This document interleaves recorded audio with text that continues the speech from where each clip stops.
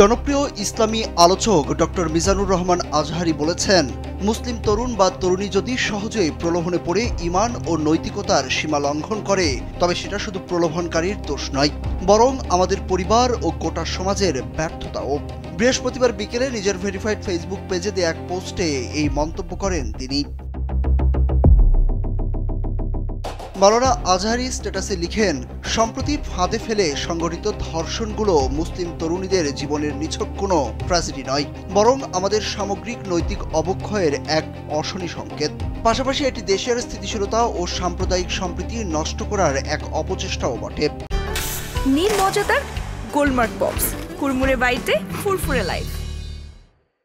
যদি এটি কোনো অপশক্তির ষড়যন্ত্র হয়ে থাকে, তাহলে তা গোটা দেশ ও জাতির নিরাপত্তা এবং শৃঙ্খলার জন্য চরম এক হুমকি। প্রশাসনের রহস্যজনক নিরাপত্তা আমাদের নাগরিক নিরাপত্তাকে প্রশ্নবিদ্ধ করে।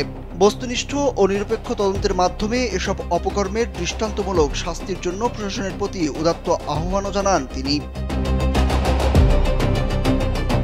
তিনি আরও লিখেন, একই সঙ্গে আমাদেরও আত্মসমালোচনা দরকার। আমরা কি কেবল অপরাধীদের ধিক্কার দিয়েই দায় শেষ করছি? কেন আমাদের সন্তানরা এত সহজে প্রলোভনের ফাঁদে পড়ে? অভিভাবকরা কি জানেন তাদের সন্তান কার সঙ্গে মিশছে, কি ধরনের চিন্তায় প্রভাবিত হচ্ছে, কিংবা কোন ভার্চুয়াল জগতের গহ্বরে হারিয়ে যাচ্ছে? একজন মুসলিম তরুণ বা তরুণী যদি সহজে প্রলোভনে পড়ে ঈমান ও নৈতিকতার সীমা লঙ্ঘন করে, তবে সেটা শুধু প্রলোভনকারীর দোষ নয়, বরং আমাদের পরিবার ও গোটা সমাজের জন্য ব্যর্থতা।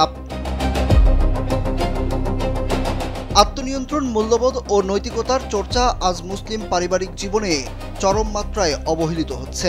আমরা সন্তানদের আধুনিক শিক্ষা দিচ্ছি ঠিকই, কিন্তু তাদের আত্মিক শক্তি, উন্নত চরিত্র ও ঈমানি দৃঢ়তা গড়ে তুলতে পারছি না বলেও লিখেন দেশের এই প্রখ্যাত আলেম।